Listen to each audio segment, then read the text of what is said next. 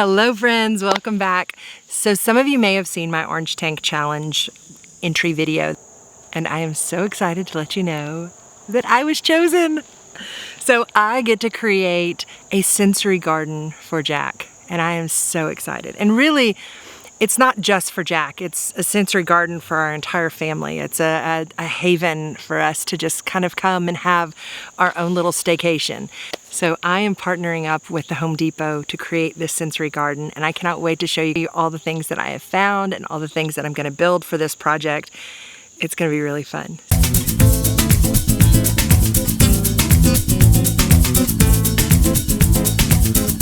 So my younger son has some sensory struggles.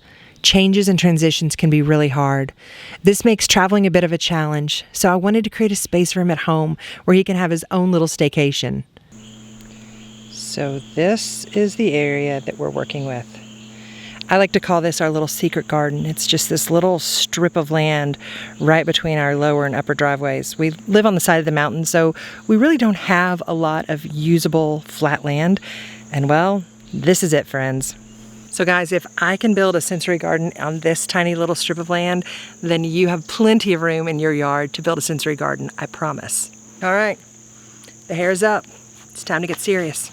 So my weather app lied to me because I just felt a raindrop and it wasn't supposed to rain until later today. Whew, okay. We gotta work fast. How cute are these pots? I'm not letting the rain stop me. It's water. Okay, so for our sensory garden, I got us some rosemary.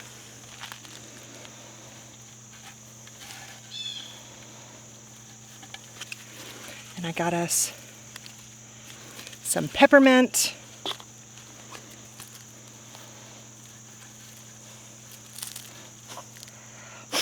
And I just got a gnat up my nose. Bah. At least the peppermint and the rosemary smells nice. And then I got a little marigold, because I heard that marigold and mint are good friends. So, I mean, why would you not be friends with all of these lovely plants? They should all be best friends. Look how pretty. All right. One down, one to go. All right. Okay, my little planters are done. On to the next project. Well, my weather app said there was a slight chance of rain today. And if it did rain, it was going to happen later this afternoon. It lied. Any recommendations for a new weather app? Can't wait for y'all to see the furniture that I found. The reason I'm so excited about it is because it reminds me of the furniture that my grandmother had on her front porch. So this is the little table that comes with it, and it is metal, so it's okay to have this outside. Let's get this put together.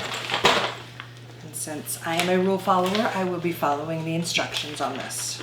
When I first started doing research on sensory gardens, every sensory garden that I found was a public space, like a big, elaborate, gorgeous garden. I knew there were different components that I wanted to include in our little space. Now, obviously, I don't have the type of budget that a big public space would have. But the more I looked for things, the more I realized you don't have to have a huge budget to create a sensory garden. And I found some awesome stuff to include.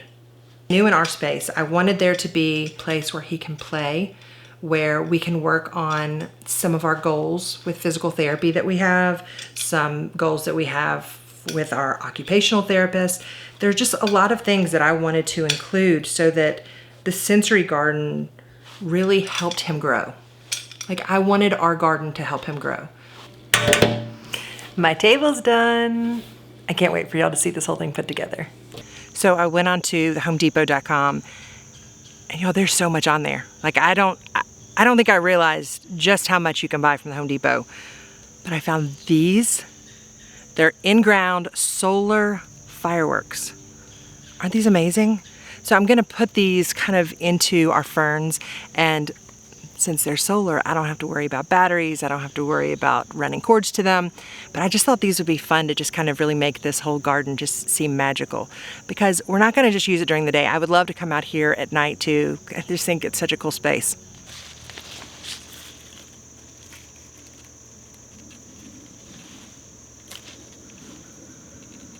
All right, we're about to get started on his rock box. So when we used to live in Memphis, this little section just right around our automatic gate that we just had some rocks in there, and he loved them. He would play with those rocks all the time. He loved how smooth they were, and he would just stack them up, and he could play there for hours. And so here we have gravel driveways, which he does dig in the gravel, but I would love to bring some of those old smooth rocks that we used to have at home here into his sensory garden. So we're gonna make him a rock box instead of a sandbox. All right, so I've just cut the wood down, so we've got, this is gonna end up being about a 16 by 24 box, and I'm just gonna use these 4-inch outdoor deck screws, and we're just gonna put this box together. But that's not gonna be it. We're gonna zhuzh this up a bit because I want it to really look natural in the space.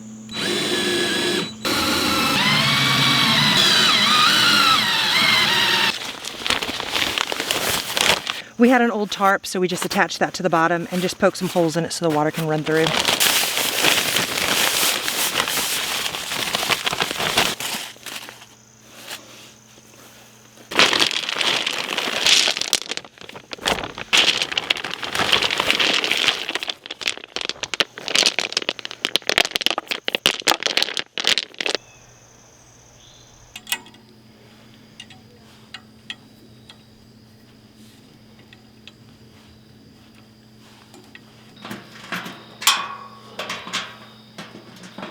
So this whole project is a complete surprise for Jack, and thankfully you can't see this part of our yard from the house, but he keeps going, why do you have to keep working in the yard?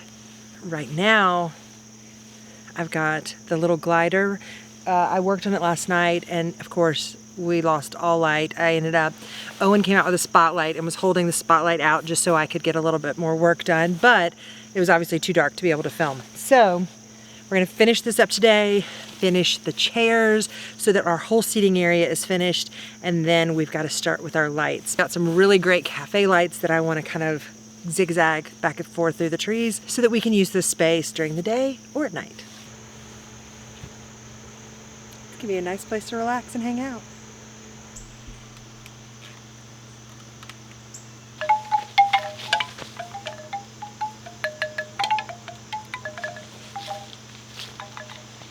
How cute is this birdhouse that I found at the Home Depot?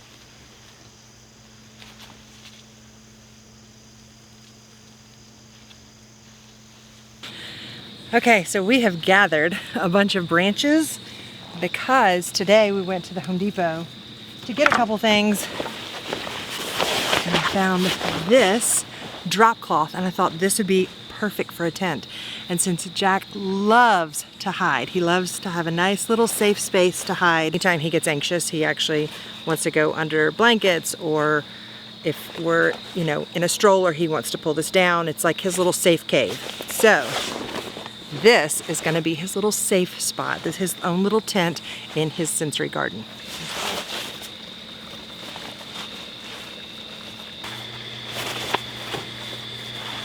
This is so fun. Need to get some screws for this too. This is gonna be such good OT for him.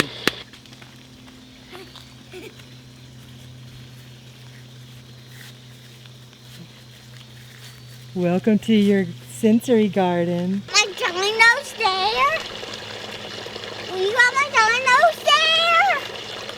How? What's that? That's a construction man site. Thank you. Thank you. This is a good day. This is a good day? My tent. My tent. Oh, this is a good surprise. Thank you. Thank you, Mom. And thank you for it. I got to feel the water, please. What do you think? It's great. That's Funkasaurus. We're going to eat this. What? This? Dad? Thank you, Dad. That's a tic-tac-toe board. Ooh, and what are these? Those are the game pieces. Lift your feet. A bird. That's a bird feeder. A bird feeder. And a Yeah. bird And down there, that leaf, that has water in it. That's for our birds to take a bath. Hello? Hello?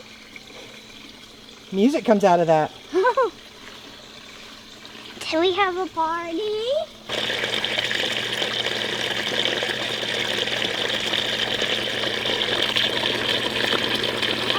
That is my little stool. Thank you.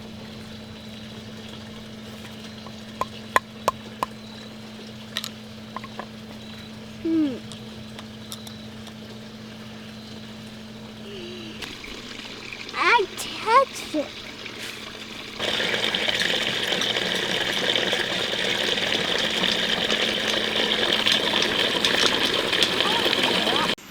The Home Depot made it easy to create our very own sensory garden on a budget, and now Jack can have a little staycation right in his own backyard.